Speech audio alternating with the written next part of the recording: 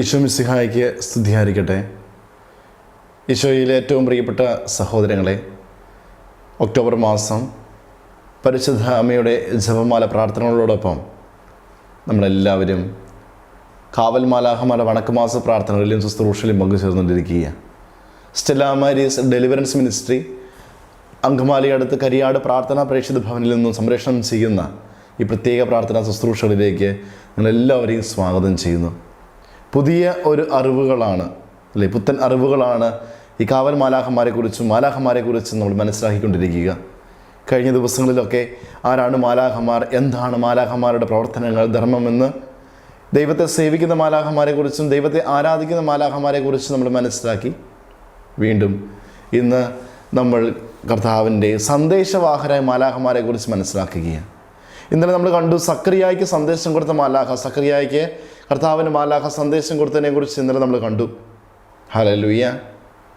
വീണ്ടും നമ്മൾ കാണുകയാണ് സന്ദേശവാഹകരായ മാലാഖമാർ ദൈവത്താൽ അയക്കപ്പെട്ട് സന്ദേശവുമായി കടന്നു വരുമെന്നതിന് വ്യക്തമായ തെളിവ് ലൂക്കയുടെ സുവിശേഷം 1-ാം അധ്യായത്തിൽ കാണുന്നതാണ്. പരിശുദ്ധ കന്യാമറിയത്തിന് മംഗളവാർത്തയുമായി ഗബ്രിയേൽ മാലാഖ വരുന്നു. വചനം ഇങ്ങനെയാണ് പറയുക, ലൂക്കയുടെ സുവിശേഷം 1-ാം അധ്യായം അതിൻ്റെ 26 മുതലുള്ള വചനങ്ങളിൽ: 6-ാം മാസം ഗബ്രിയേൽ ദൂതൻ ഗലീലിയായിൽ നസ്രത്ത് എന്ന പട്ടണത്തിൽ ദാവീദിൻ്റെ വംശത്തിൽപ്പെട്ട ജോസഫ് എന്നു പേരായ പുരുഷനുമായി വിവാഹ നിശ്ചയം ചെയ്തിരുന്ന കന്യകയുടെ അടുക്കിലേക്ക് ദൈവത്താൽ അയക്കപ്പെട്ടു. ഹല്ലേലൂയ. 6-ാം മാസം ഗബ്രിയേൽ മാലാഖ പരിശുദ്ധ കന്യാമറിയത്തിൻ്റെ പക്കലേക്ക് ദൈവത്താൽ അയക്കപ്പെട്ടു എന്നാണ് വചനം പറയുക. പരിശുദ്ധ അമ്മയുടെ പക്കലേക്ക് ഗബ്രിയേൽ മാലാഖ ദൈവത്താലാണ് അയക്കപ്പെടുക. ദൂതൻ അവളുടെ അടുത്ത് വന്ന് പറഞ്ഞു, ദൈവകൃപ നിറഞ്ഞവളെ സ്വസ്തി, കർത്താവ് നിന്നോടുകൂടെ. മാലാഖ പരിശുദ്ധ അമ്മയോട് പറഞ്ഞു, ദൈവകൃപ നിറഞ്ഞവളെ സ്വസ്തി, കർത്താവ് നിന്നോടുകൂടെ. ഈ വചനം കേട്ട് അവൾ അസ്വസ്ഥതയായി. എന്താണ് ഈ അഭിവാദനത്തിൻ്റെ അർത്ഥമെന്ന് അവൾ ചിന്തിച്ചു. ദൂതൻ അവളോട് പറഞ്ഞു, മറിയമേ, നീ ഭയപ്പെടേണ്ട, ദൈവസന്നിധിയിൽ നീ കൃപ കണ്ടെത്തിയിരിക്കുന്നു. നീ ഗർഭം ധരിച്ചൊരു പുത്രനെ പ്രസവിക്കും. നീ അവന് യേശു എന്ന് പേരിടണം. അവൻ വലിയവനായിരിക്കും, അത്യുന്നതൻ്റെ പുത്രൻ എന്ന് വിളിക്കപ്പെടും. അവൻ്റെ പിതാവായി ദാവീദിൻ്റെ സിംഹാസനം ദൈവമായ കർത്താവിന് കൊടുക്കും. യാക്കോബിൻ്റെ ഭവനത്തിന്മേൽ അവൻ എന്നേക്കുമായി ഭരണം നടത്തും. അവൻ്റെ രാജ്യത്തിന് അവസാനം ഉണ്ടാകുകയില്ല. മറിയം ദൂതനോട് പറഞ്ഞു, ഇതെങ്ങനെ സംഭവിക്കും? ഞാൻ പുരുഷനെ അറിയുന്നില്ലല്ലോ.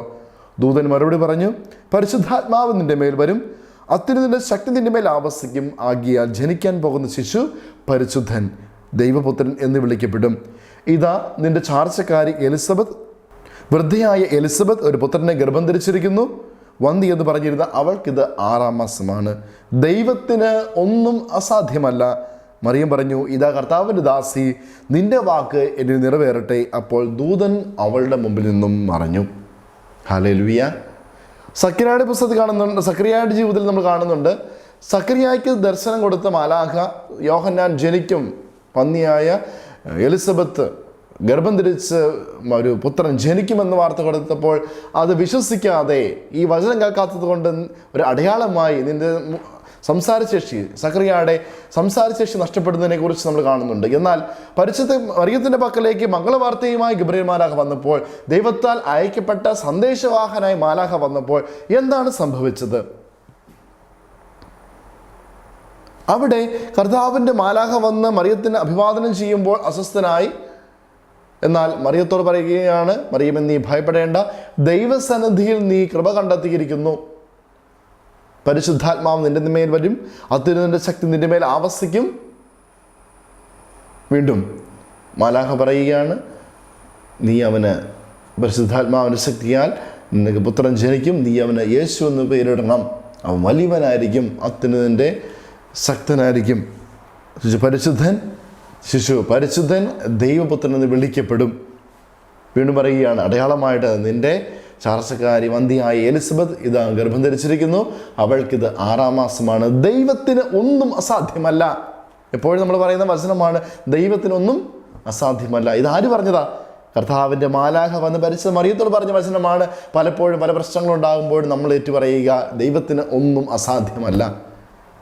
ഹല്ലേലൂയ.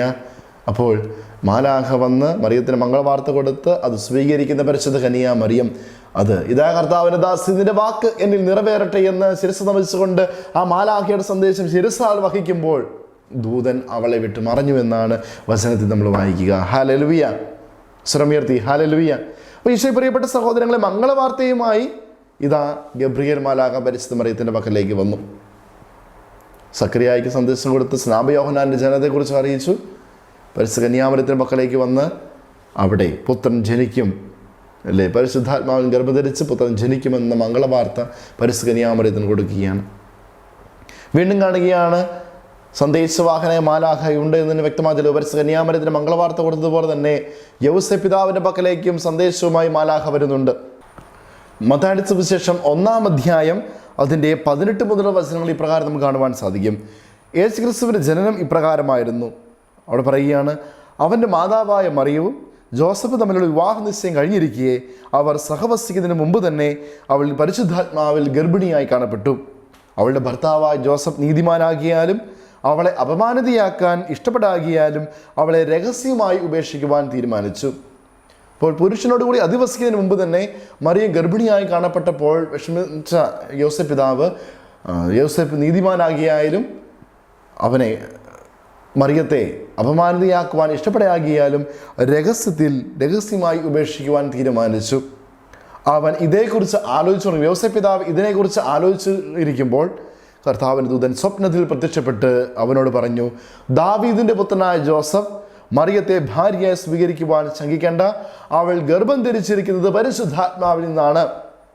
ഹല്ലേലൂയ. മറിയത്തെ രഹസ്യമായി ഉപേക്ഷിക്കുവാൻ തീരുമാനമെടുക്കുന്ന യോസേപ്പ് പിതാവ്, അസ്വസ്ഥനായ യോസേപ്പ് പിതാവ്, സങ്കടത്തോടു കൂടി ഇരിക്കുന്ന യോസേപ്പ് പിതാവിൻ്റെ പക്കൽ അത് ആലോചിച്ചുകൊണ്ടിരിക്കുമ്പോൾ സ്വപ്നത്തിൽ കർത്താവിൻ്റെ മാലാഖ പ്രത്യക്ഷപ്പെട്ട് പറയുകയാണ്, മറിയത്തെ ഭാര്യയായി സ്വീകരിക്കുവാൻ ശങ്കിക്കേണ്ട. അവൾ ഗർഭം ധരിച്ചിരിക്കുന്നത് പരിശുദ്ധാത്മാവിൽ നിന്നാണ്. ഹല്ലേലൂയ. അപ്പോൾ ലോകരക്ഷകനെയാണ് മറിയം ഉദരത്തിൽ വഹിക്കുന്നത് എന്ന വാർത്ത സ്വപ്നത്തിൽ കർത്താവിൻ്റെ മാലാഖയാണ് യോസേപ്പ് പിതാവിന് വന്നു കൊടുക്കുക. അപ്പോൾ സന്ദേശവാഹന മാലാഖയുണ്ട് എന്നതിന് വ്യക്തമായ തെളിവ് ഇവിടെ നമ്മൾ കാണുന്നുണ്ട്. ഹല്ലേലൂയ. യോസേപ്പ് പിതാവിൻ്റെ പക്കലേക്ക് സന്ദേശവുമായി മാലാഖ വന്നു എന്ന് നമ്മൾ കാണുന്നുണ്ട്. ഹല്ലേലൂയ. അപ്പോൾ ഈശോയിൽ പ്രിയപ്പെട്ട സഹോദരങ്ങളെ, സക്കറിയായ്ക്ക് സന്ദേശം കൊടുത്തും പരിശുദ്ധ കന്യാമറിയത്തിന് മംഗളവാർത്തയുമായി ഗബ്രിയേൽ മാലാഖ വന്നു. യോസേപ്പ് പിതാവിൻ്റെ പക്കലേക്ക് സ്വപ്നത്തിൽ മാലാഖ വന്ന് സന്ദേശം കൊടുക്കുന്നതും നമ്മൾ കാണുന്നുണ്ട്. ലൂക്കായുടെ സുവിശേഷം 1-ാം അധ്യായത്തിൽ കാണുന്നുണ്ട്. അപ്പോൾ സന്ദേശവാഹന മാലാഖമാർ ദൈവത്താൽ അയക്കപ്പെട്ട് ദൈവത്താൽ തിരഞ്ഞെടുക്കപ്പെട്ടവരുടെ ഇടയിലേക്ക് മാലാഖ സന്ദേശമായി വരുന്നുണ്ട് എന്നാണ് ഈ ഓരോ സംഭവങ്ങളും വചനവും നമ്മളോട് പറഞ്ഞു വയ്ക്കുക. ഹല്ലേലൂയ. ആ വിശ്വാസത്തോടു കൂടി നമുക്ക് പ്രാർത്ഥിക്കാം. മാലാഖമാരുടെ സന്ദേശം നമ്മുടെ ജീവിതത്തിൽ സ്വീകരിക്കുവാൻ വേണ്ടി, മനസ്സിലാക്കുവാൻ വേണ്ടി, അനുവർത്തിച്ച് ഹൃദയം സ്വീകരിച്ച് തള്ളിക്കളയും. അവിശ്വസിച്ച് സംസാരിച്ച ശേഷി നഷ്ടപ്പെട്ടു പോയതുപോലെയല്ല, മറിയം സ്വീകരിച്ചതുപോലെ ഇതാ കർത്താവിൻ്റെ ദാസി, ഇതാ കർത്താവിൻ്റെ ദാസൻ എന്ന് പറഞ്ഞുകൊണ്ട് ആ സന്ദേശങ്ങൾ ജീവിതത്തിൽ സ്വീകരിക്കുവാൻ തയ്യാറാവാം. ശുശ്രൂഷകളിലേക്ക്, കാവൽ മാലാഖമാരുടെ വണക്കമാസ പ്രാർത്ഥനയിലേക്ക് നമുക്ക് പങ്കുചേരാം. ഈശോ നമ്മെ അനുഗ്രഹിക്കട്ടെ. ആമേൻ.